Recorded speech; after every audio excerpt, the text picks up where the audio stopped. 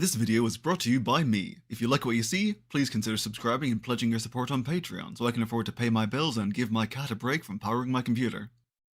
When you really stop to think about it, the way humans engage with art is weird, because we don't really look at something and comprehend it as an individual creation bereft of outside influences or our own internal biases. Instead, we interpret it through the lens of our life experiences and our understanding of the world and what we believe the artist is saying through their work, while also being influenced by our current emotional state, which kind of makes the very act of understanding a work of creativity something with a large amount of chaotic variety. This is in part due to just how limited human communication really is when you get right down to it. Anytime we talk to someone, we're attempting to fold the abstract infinity of the human mind into a comprehensible message that must be communicated via sounds we make by vibrating air with a specific muscle in our throat, and then shaping that air with the flesh and bone-filled hole that we call a mouth into something that another human then has to hear and process and interpret.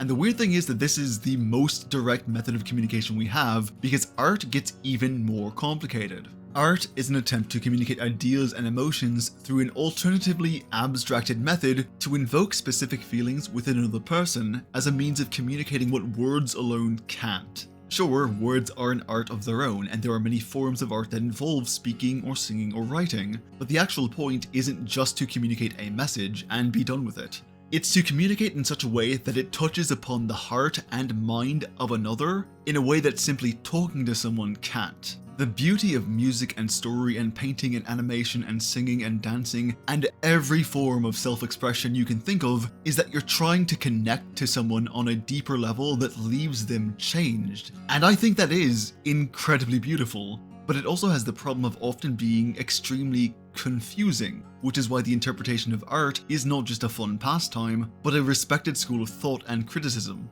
Because art is so powerful and intrinsically connected to humanity that even talking about it can connect us to each other in ways that merely telling someone an idea can't. But it also carries the burden of having to contend with the interpretation another person has. The chaotic variability of artistic interpretation comes from the fact that everyone in the world has lived a life that has shaped them with a unique perspective, and it's from that perspective that they examine art and philosophy and all the abstractions that we humans create, because to create is in our nature, and in doing so we make the world and our lives something greater. And it's within these chaotic variables that we find the subject of today's video, because very few things are as personal and interpretive as someone's understanding of the concept of gender, especially if you happen to fall outside of the cisgender majority. The trans audience interpretation is one of the more difficult to express queer tropes because, as the name implies, it's not so much a writing trope as it is an audience phenomenon, which makes it quite similar to gaydar and hoye and other things I've touched upon on this channel. It's a bit more of a loaded subject, however, because gender, especially when relating to transgender people, is a very complicated topic that you could easily talk about for hours without ever really getting anywhere. So I apologize for how all over the place this video will end up being, but it's kind of impossible to avoid, so I'm just going to be doing my best to make it as coherent as possible, and I'm also going to request that you hold off on commenting until you've listened to the whole thing. Okay? Okay.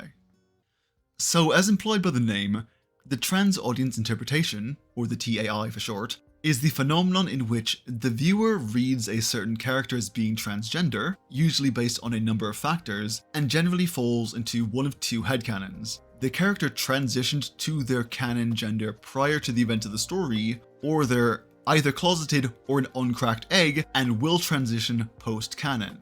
The latter of the two headcanons obviously being set firmly in the realms of post-canon fan work. And while there are a number of different forms of evidence that people use to justify a reading of a character as being trans, some of which I'll touch on in just a second, it's important to understand that when the TAI is utilized, it's usually in defiance of the actual canon. To better understand how the TAI works, we first need to understand how representation, canon, and interpretation intermingle on the topic of reading a character as queer or queer-coded. And to do so, I've broken it down into 4 basic categories for your convenience and consideration. I'll be talking about them in the context of trans rep, but it applies fairly equally to all queer readings. Also, please note that I'll largely be referring to binary trans readings of characters because non-binary character reads are a bit rarer and there's a whole host of baggage involved that I might just need to unpack in another video. I should also mention that when I say canon, I am specifically referring to in-text confirmation. If you reveal any character's LGBT identity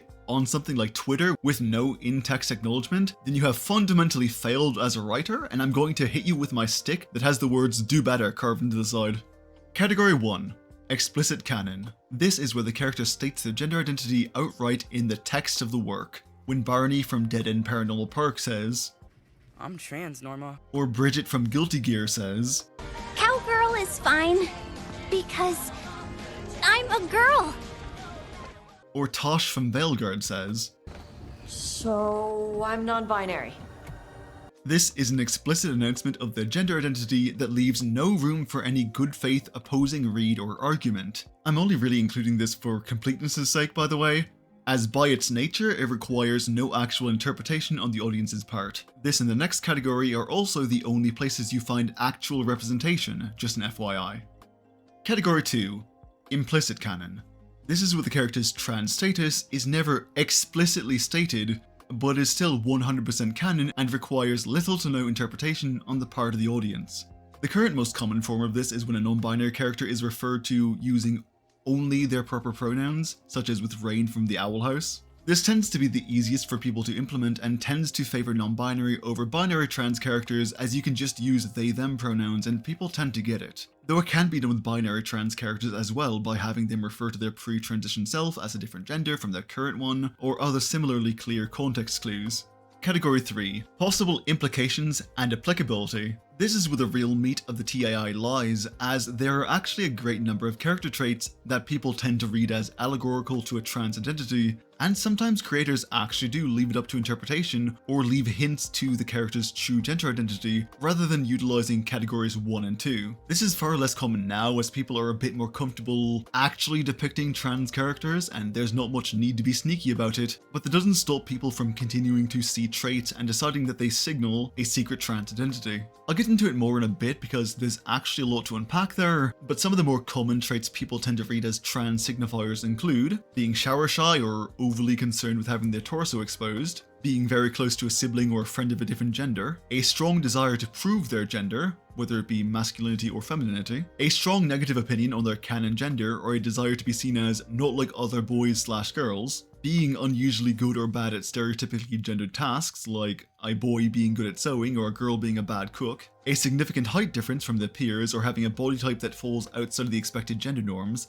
i.e. a particularly muscular or stocky woman or a waifish man, being associated with or having colours that match those on the trans pride flag. Obviously there are far more than just this short list, and due to the unique nature of everyone's personal gender journey, basically any trait can be associated with someone's own experience and end up tying into their interpretation of a character as being trans. But this should give you a decent idea of how it tends to work. Also, and I want to note this because it's just really funny, but one of the most common forms of this comes from when animal characters are created without sexual dimorphism in mind, and so people come to what feels like a pretty understandable and almost entirely unserious conclusion that this means they're trans. And I'm not talking about when animators are fucking weird and give female animals hourglass figures and breasts for some reason. I'm talking about things like how Otis from Barnyard has udders, or King Julian being a king despite lemurs being matriarchal, or how every bee in Bee Movie has a stinger despite only female bees possessing them IRL, which has led to Barry becoming a symbol for protesting anti-trans legislation,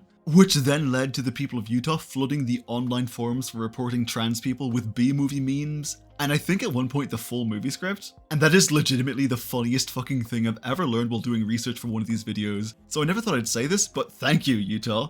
Anyway, I'll have more to say on this category in just a little bit, but for now let's move on to the final one. Category 4. My source is that I made it the fuck up. Also known as Just Cause. This is the easiest to explain because all that happens is someone decides that they want to read them as whatever without any need for proof or logic because they like the character and it's fun for them, which is honestly something I think more people should do because again, it's just fucking fun. It's also worth noting that sometimes characters will actually change categories as well. Bridget is a pretty good example of this, as she was originally meant to be a femboy type character before they confirmed her as a trans woman in Strive. And I'm not getting into the whole femboy thing today because I'll probably be unpacking that in another video, but just know if you try to argue she's still just a femboy, then I'm hitting you with a ban hammer for your transphobic weeby rhetoric. Bridget was a category 3 that changed to a category 1, and we love that for her. The same actually goes for Testament, whose gender was relatively ambiguous, as in Japanese they would change pronouns basically at random, which led to some fans reading them as non-binary until it was actually confirmed in the latest game, which is cool. Anyway, I think it's about time that we address the elephant in the room and acknowledge that the bulk of the TAI is, well, it's basically just headcanon. The thing about category 3, and especially 4, is that, like I said earlier, they often run in defiance of stated canon, and also usually in contradiction to the intent of the creator. And to be clear, this is in no way a bad thing. The ability to read not just the intent, but both the real and potential symbolism in art is the basis of good interpretive skills, and someone's lived experiences help dictate how they interpret what they see. This is why I opened on that really long discussion on art and interpretation, because understanding this aspect of human nature is key to understanding one of the main reasons why this trope exists in the first place. And I need to stress to you that this decision to read a character as trans despite, and often in spite of the canon of the work in question, is not a bad thing. It is no more inherently negative than reading a character as gay, or ace, or autistic, or anything else that makes the viewer happy, or helps them to feel more connected to a character or work that they love. And I need to stress this point, because, as stated before, this is a trope concerning the audience and, more importantly, the audience's relationship to the media they love. And I'm about to get into some real issues that arise from the real people involved in this. So I want you to keep in mind the fact that, in a vacuum, the trans audience interpretation is entirely okay, because I do not want to see any fucking transphobia in the comments of this video. Got it? Good. Of the issues that arise from the TAI, the smallest is the people who treat their headcanon as being the same as actual tangible trans representation.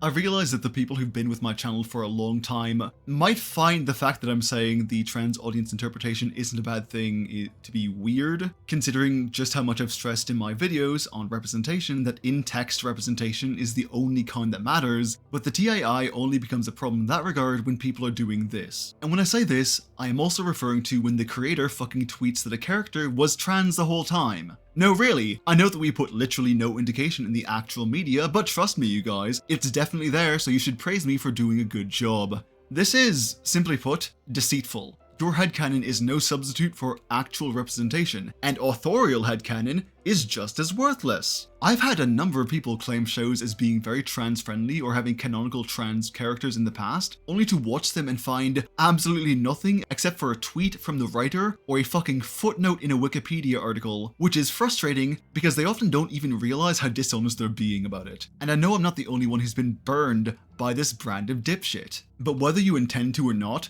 when you tell someone a show is trans or gay or whatever friendly, and the only representation is found outside the text, you are lying to them and setting them up for disappointment. So please, for the love of every person in the LGBT community, stop fucking doing that. Word of God and Wikipedia articles are no substitute for actual on-screen representation, and your headcanon is worth even less. And this brings us to the second problem that's been rearing its ugly head a lot as of late, the assholes who use their trans headcanons as an excuse to bully and harass people. I need to stress, by the way, that this is not a problem unique to trans headcanons. Fandom as a whole has seemingly grown a lot more openly toxic and deeply entitled in recent years, as more people take umbrage with the idea that anyone would disagree with them on anything, and also treat art as if it exists only to grant them personal catharsis, so anything that contradicts what they personally wanted is treated as an inherent failure of the media in question. I'm sure nearly everyone watching this video can list at least a few examples off the top of their head, but the example that most aligns with the topic of this video is from late last year when Knights of Guinevere was announced and a bunch of whiny piss babies threw a screaming shit fit over Dana Terrace telling them that the main character, Frankie, wasn't a trans woman. To give a brief summary for those who aren't familiar, Dana Terrace was asked on Twitter if Frankie was trans, and her response was that Frankie is cis and simply has a lot of nicknames. A simple and straightforward answer to a question that warrants no outrage. And yet people decide to throw that fucking tantrum anyway because the mean lady didn't agree with their headcanons. And some absolute smears of shit on the upholstery of life even tried to paint Dana as being a transphobe for this truly unforgivable crime. I need to make this clear for the people who don't get it. Dana Terrace is not a transphobe because she didn't confirm your trans headcanon. And if you spread this lie about her, and make no mistake, this was a lie people were spreading, or harassed her over this, then you are a terrible person who deserves a swift punch in the throat. Here's a hard truth a lot of people need to hear. Your headcanon means nothing to anyone but you. Even if someone agrees with it, that means they have adopted it and it is their headcanon now, and due to how personalized interpretation works, it will be changed to fit their own brain and not be your fucking headcanon anymore. You are not entitled to having your headcanon agreed with or even respected, no matter how trans-friendly that headcanon might be. There were a lot of arguments people made trying to paint Dana as the problem in this situation, but they were all complete bullshit and only existed to justify their attempts to bully the poor woman into changing her stance on a character decision she'd already made. None of which was going to work because Dana is a professional and no amount of whinging pissants trying to recreate the middle school lunchroom are going to sway her on that, and anyone who tried was a cunt. Here's another hard truth for you. Being part of a marginalized group does not give you any level of moral leeway to be a bully. Your oppression bestows no right to harass people, and the fact that some people think it does demonstrates a distinct lack of empathy and humanity on their part. We all remember the golden rule, yeah? Don't be a dick. I'm paraphrasing, obviously.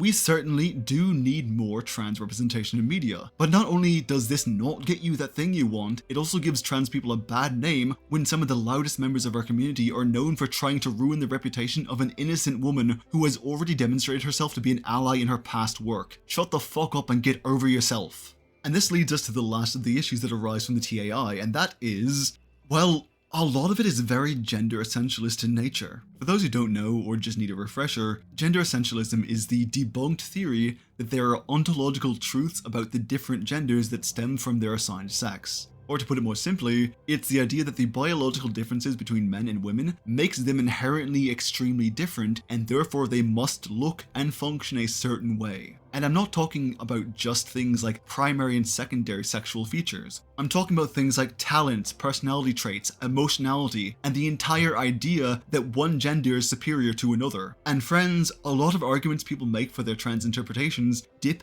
heavily into gender essentialist logic. Now, before you get mad, allow me to say that I don't believe most people are doing so on purpose. I mean, some are, because some people will continually attempt to reinvent gender essentialism in such a way that it both makes them feel like a good person and also allows them to spit as much hate about their least favorite group in the LGBT community, because the appeal of having an acceptable target is more important to them than the well-being of people who don't agree with them. And there's definitely a bed of lemon juice soaked needles awaiting these assholes in hell, but most don't realize they're using the logic of gender essentialism because it's just something that's been ingrained and they haven't learned to question it or even identify it yet. The thing about gender essentialism, much like most bullshit theories that the right peddles as the natural order, is that it's something that is repeatedly reinforced and repeated because if it wasn't, it wouldn't propagate. I actually talked about it and how it ties into toxic masculinity in this video, so please go give that a look if you're so inclined.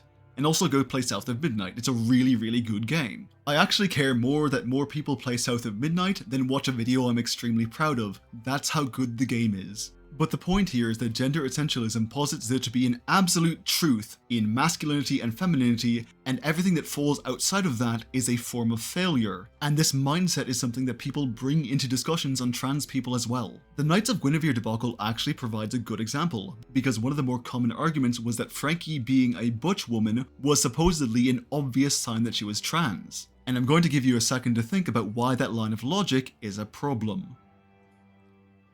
Okay, pencils down, what did you decide on?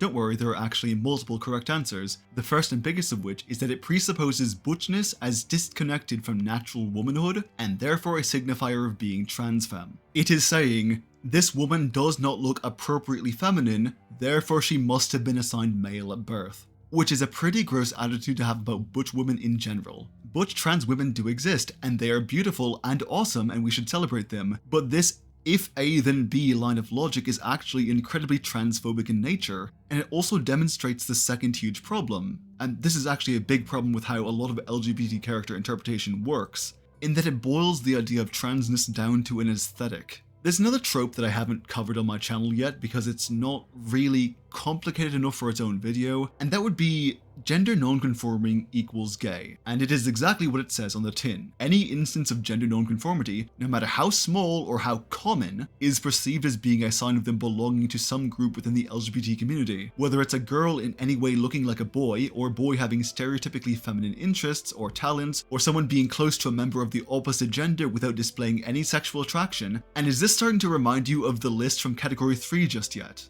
See, the most common problem with the way people approach trans interpretations, and this is something that I as a non-binary person find utterly fucking exhausting by the way, is that they repeatedly take any trait that falls outside of the extremely narrow concept of what is acceptably masculine or feminine as an indication of transness. And when people do this, it is always the most surface level and uncritical and gender essentialist read of what being trans even is. If you look at the short list of traits I provided for category 3, you'll probably notice that a lot of them are just normal things that don't necessarily conform to gender stereotypes and have explanations outside of this is an obvious signifier of them being trans. And yet when people use these as arguments for a character's supposed proof of being trans, they portray it as if there's no other explanation. Because of course, there's no way that a boy and a girl could be close and not romantically interested. This definitely needs an explanation. And it's not like men being good at cooking or cleaning is a sign of being a fucking adult. He must secretly want to be a woman. And obviously height differences don't happen naturally. I mean, who's ever met a tall woman or a short man? God, I can only think of a single possible explanation for any of these. What about you? The issue here, by the way, is not that these traits are associated at all with being trans, it's that being trans is often presented as the only way the existence of these traits can make sense. It's working backwards is what it is. It assumes that a person is trans because of these traits instead of the reality that someone is trans first and all of these are secondary. And this is a problem because it locks certain traits into belonging only to one gender and posits that anyone who has any of them to any degree but doesn't match up to the gender arbitrarily assigned to that trait must be trans. It is the trans version of fellas, is it gay? The problem with this is that it's still a reinforcement of gender essentialism, done so in a way that you might think celebrates diversity, but all it's really done is swap out the paint for trans pride colors. And while you may think, well, it's just fiction, what does it matter? Think about the people who have to hear you talking about this. I've spent a lot of time on this channel talking about how stories affect real people. And that doesn't just apply to entertainment media, it applies to everything you make up for fun and fandom too. It's not just the stories we are told that matter, it's the stories we tell each other. I need to stress, by the way, that the point of this section isn't don't have trans headcanons for characters. Far from it. My goal is actually the same as it has been for most of my LGBT videos, to inform people of potential problems, encourage them to examine their habits and beliefs, and give them the tools to help them grow. I don't want people to stop having trans headcanons, I want them to remember that the things they say in the pursuit of explaining them impact other people. If you are trans and you see traits like the ones I mentioned and you associate them with your transness, and that's where your trans read of a character comes from, that's fucking great, and I'll never tell you not to have that. But I still need to stress that trying to argue that the only explanation for that trait is for the character to be trans minimizes what it means to be trans in the first place, and it reinforces a gender essentialist mindset to force rigid rules of expression. One of the biggest problems with this seemingly trans-inclusive form of gender essentialism is that by aestheticizing transness, it implies that to fall outside of this aesthetic is to fail at being trans. And it also reinforces that gender nonconformity is an inherent failure of presenting that gender, which is an attitude that hurts everyone, trans and cis alike. There are already a lot of trans and non-binary people who refuse to express or present or carry themselves in a way that would make them much happier because they're afraid that doing so will give people one more excuse to not respect their gender identity. And having to fear that in their own community because people don't consider or don't care how they affect others is tragic. This is why I stress the need to critically examine these things and think about what you say, because the truth is that while every trans person pulls from their own experience when it comes to creating trans headcanons, being trans and being educated on trans topics are not the same thing. You can just be trans, but you have to actively seek to gain an education on these things. Because assuming your experience is universal is a good way to say something really fucking dumb and problematic. And here's the kicker, a lot of the time, the issues I brought up with category 3 aren't even coming from trans people, though there are definitely plenty of trans people who could stand to gain both education and empathy. A lot of it is coming from cis people who think they're being good allies, but fundamentally do not understand what it means to be trans, and therefore struggle to view it anyway except the aesthetic sense. A lot of cis people understand trans women as basically just being a man in a dress until she has an operation and then becomes a woman. Or a trans man is just a girl who hates being one until the operation magically changes her into a boy. Or they see being non-binary as just being regular binary trans but with extra steps. Or if we're being honest, they think of non-binary as just being woman light. And there are quite a few binary trans people who treat it that way too. And this is not me accusing cis people of transphobia. This is me explaining that we don't suddenly become something else. We always were the thing, but we didn't have what we needed, be it the courage or proper wording or personal understanding to express that truth. To paraphrase a woman much wiser than I, it is more akin to an extremely circuitous puberty than changing from one gender to another.